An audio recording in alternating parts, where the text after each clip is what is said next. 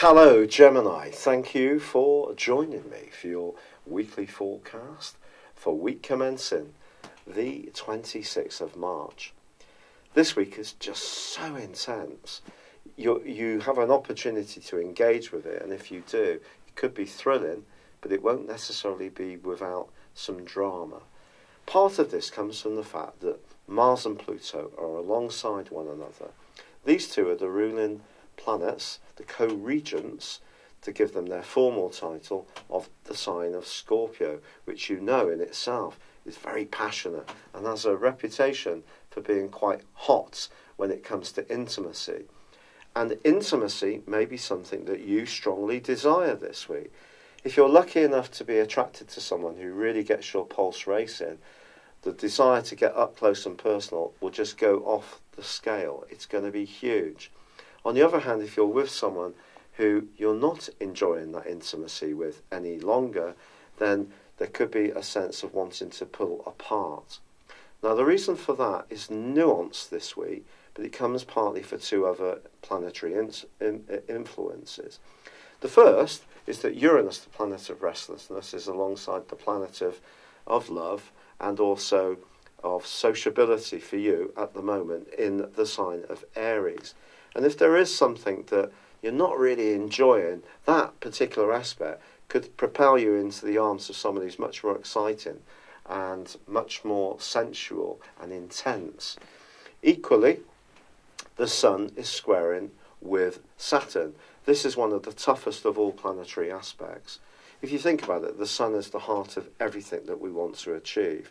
If you know your ascendant, then obviously that's very important too. It's about the body, it's about ourselves, how people perceive us. But the Sun is our inner core potential, and it's what feeds us. So the Sun at the moment is in a location for you which is very much about your future plans, your idealism, your principles, your friendships, your group activities, anything to do with cooperation.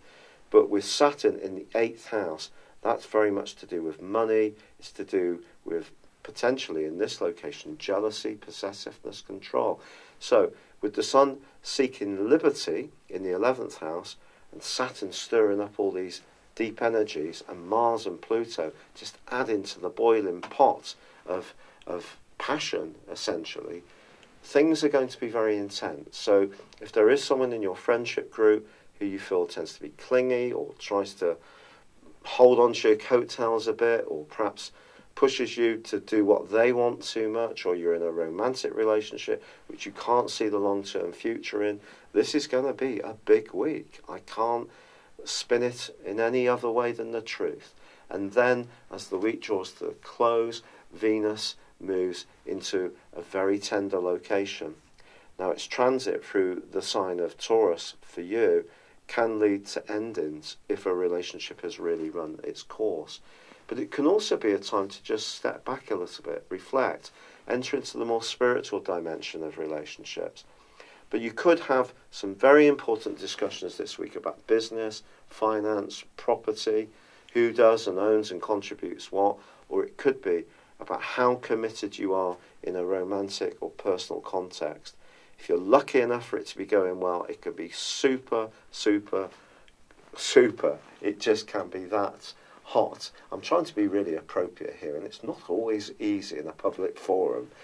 But if you're in a relationship which is not going so well, then there really could be some very frank discussions, and you may be thinking very carefully about what you really want.